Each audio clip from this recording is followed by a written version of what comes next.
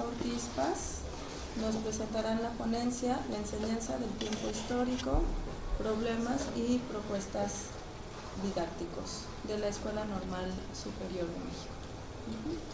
Gracias.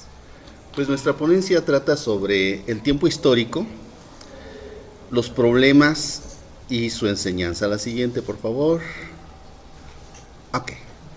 Pues bueno, de hecho va a ser un diálogo aquí con muchas de las cosas que se han platicado acerca de la historia, especialmente con lo que nos acaba de plantear Denny, acerca de la relación entre qué historia vamos a enseñar y qué efectos está teniendo.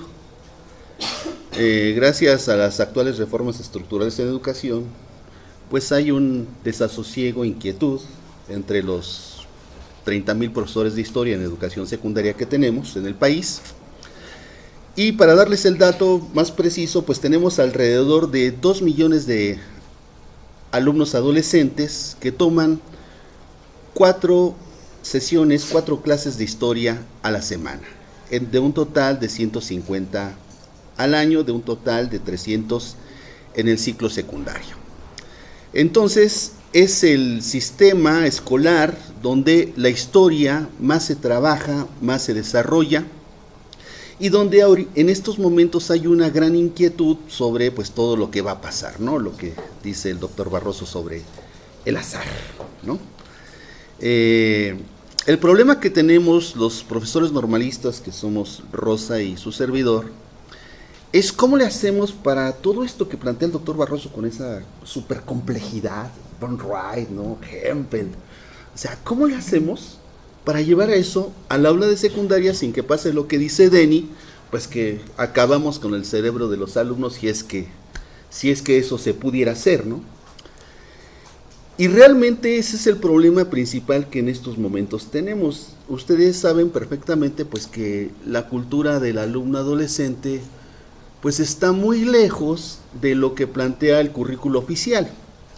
El currículo oficial plantea que vamos a llegar los maestros de historia y los alumnos van a estar perfectamente atentos, dispuestos al aprendizaje que nosotros les llevamos mal que bien. La realidad pues, que es muy otra, ¿no? Porque en el aula pues, existe en cantidad de conflictos, intereses, culturas que están imbuidos, y las del maestro ni se diga. Nosotros hicimos una investigación sobre un país que se llama el Distrito Federal, ¿no? Que está inserto en los Estados Unidos mexicanos, y ahí hay 1,500 profesores de historia. De esos 1,500 profesores de historia, menos del 10% se han formado con los planes recientes que son de 1999 a la fecha. Es decir, que no se han modificado los planes para que los maestros de historia pues enseñen historia con las competencias y los últimos enfoques. Entonces ahí REDIE tiene un reto muy importante. REDIE, las maestrías, ¿no?, de enseñanza de la historia, pues tenemos un súper gran problema, y hasta cierto punto las universidades y los que nos dedicamos a esto, ¿no? Si sumamos a esto las clases que hay en historia en los bachilleratos, pues tendremos ahí un súper problema muy grande. Ya Frida Díaz ha planteado con mucha claridad la crisis que hay en la enseñanza de la historia en educación media, y hasta donde yo sé, eso no ha cambiado. Entonces, por un lado tenemos los posgrados, las licenciaturas, cosas muy especializadas que aún no llegan a la docencia de la historia donde se da masivamente.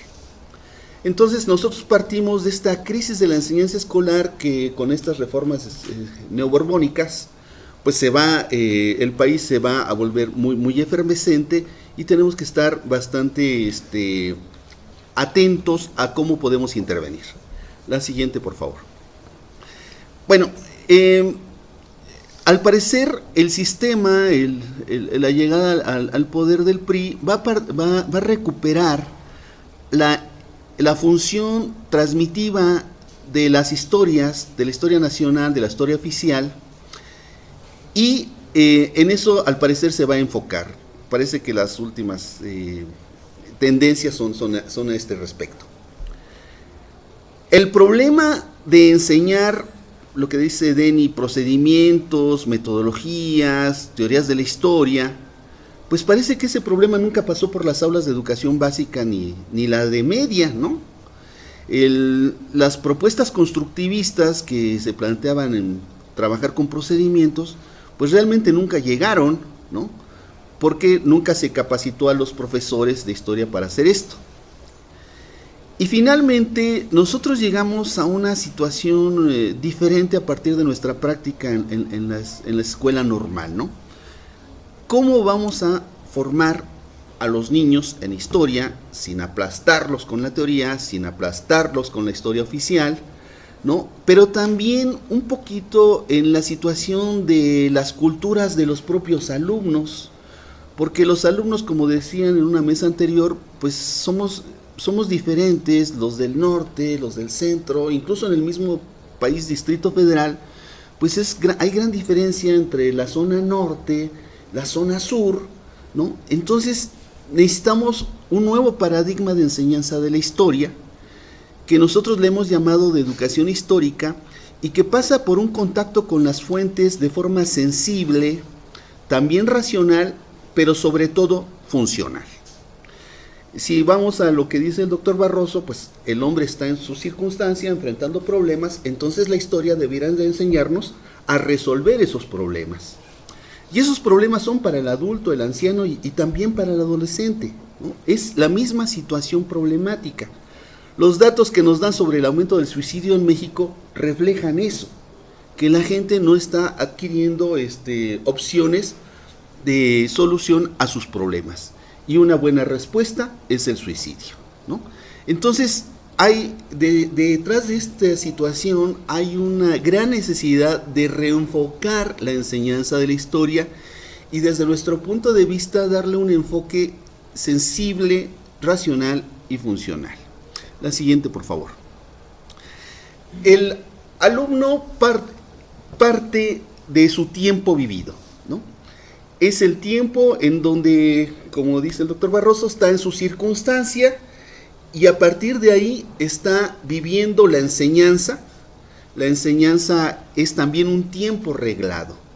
El Estado establece que son 50 minutos, una sesión, durante 4 sesiones a la semana, en donde el alumno debe de aprender cierta historia para formarse como ciudadano o tener competencias o cualquier otro objetivo curricular.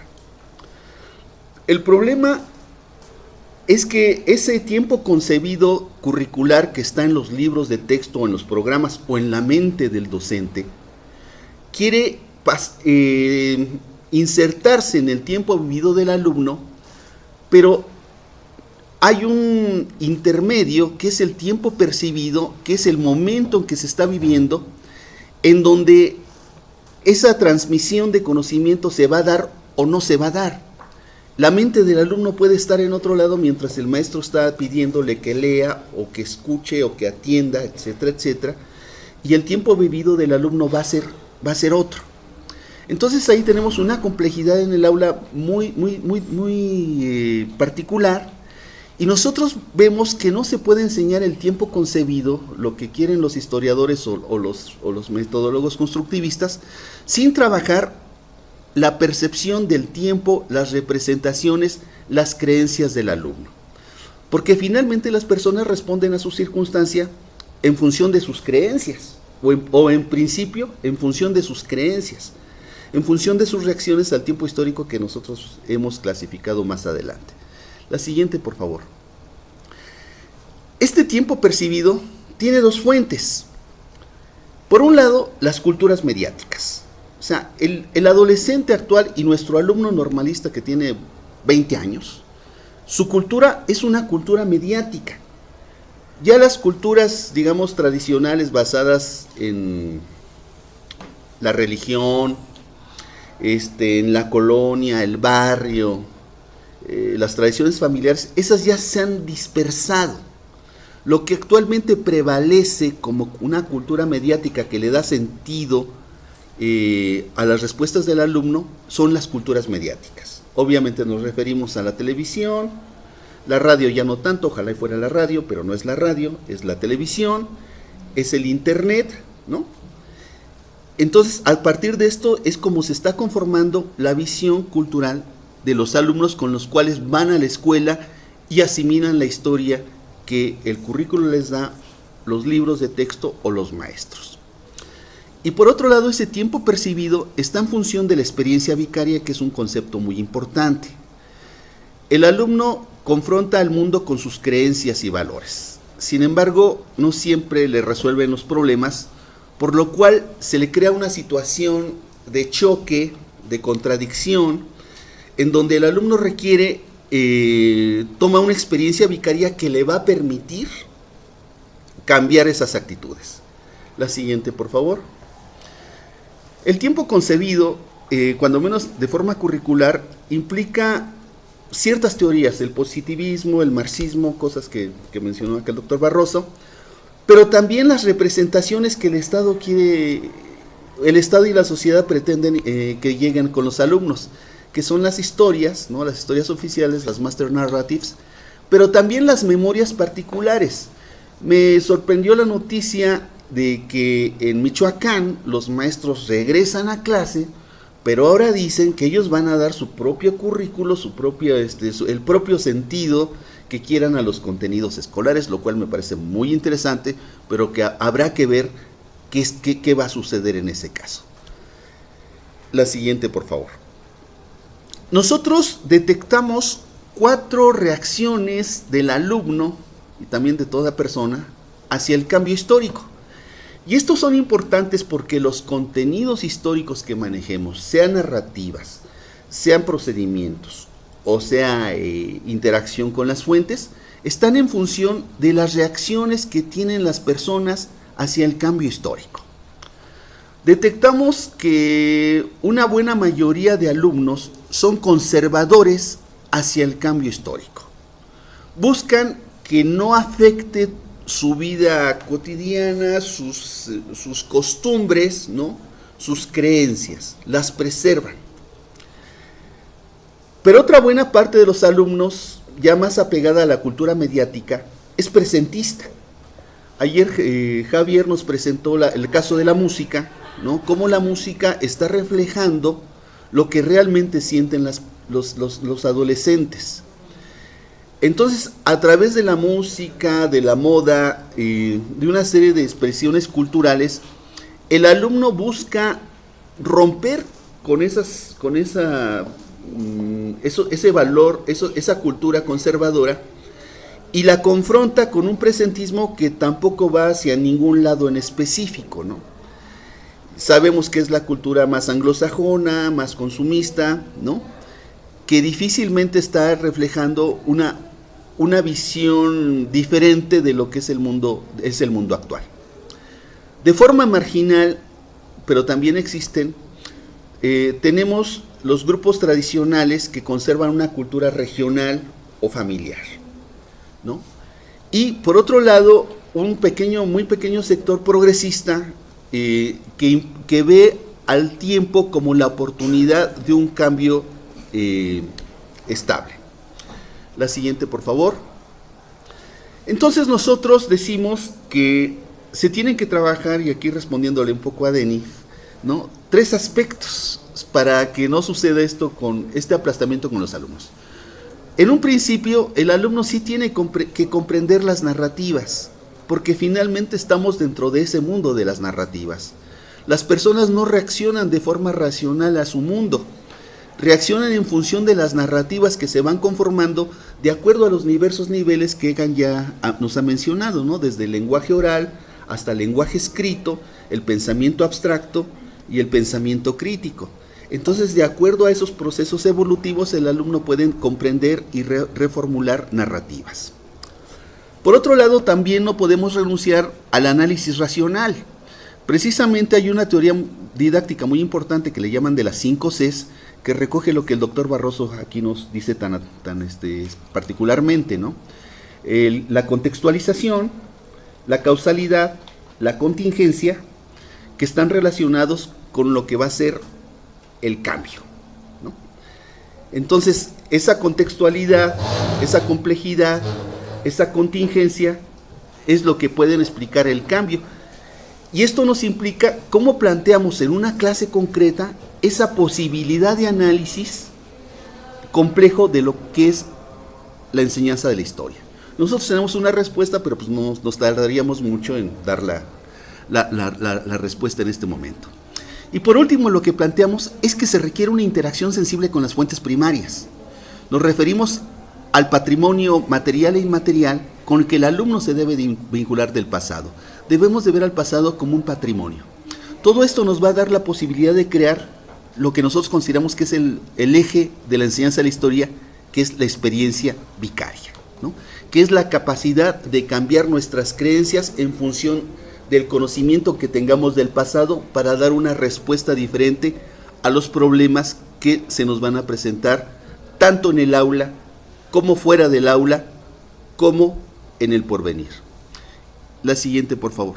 Y el objetivo de todo esto pues era plantearles un poco la metodología, pero ya el tiempo me gana, sobre cómo lo estamos haciendo. La siguiente, por favor. Y lo que estamos experimentando ahorita es cómo hacemos que esa creencia del alumno se modifique. Y hemos detectado dos estrategias. Una que le llamamos shock empático, que es básicamente un sensorama de 50 minutos. Lo tenemos esto en YouTube, en un canal. En la ponencia está el vínculo, donde hacemos que el alumno, a partir de narraciones teatralizadas que hace el profesor, confronte sus creencias. Hemos tenido resultados bastante positivos, los verán ustedes en la ponencia. Pero también hemos trabajado lo que le llamamos la apertura sensible, que es un contacto, es la apreciación de una fuente primaria alrededor de 10 minutos. Esto es una técnica de la museología didáctica, implica un contacto cultural. Entonces, para nosotros, la primera condición de aprendizaje de la historia consiste en intervenir en la cultura del cambio histórico que tiene el alumno. O sea, no le podemos dar ni una narrativa, ni le podemos dar un procedimiento, si antes no le damos un sentido, si antes no lo volvemos un conocimiento sensible y funcional para el alumno. Y esto implica romper con sus creencias mediante ciertas actividades que ya desde la cultura clásica se han trabajado, como es la cuestión del teatro. El sensorama es una forma particular de teatro, y también con el contacto sensible con otras culturas. Esta combinación es la que nos va a permitir modificar esa experiencia vicaria que debiera tener el alumno con el aprendizaje de la historia. Y eso es todo de mi parte, les agradezco su atención.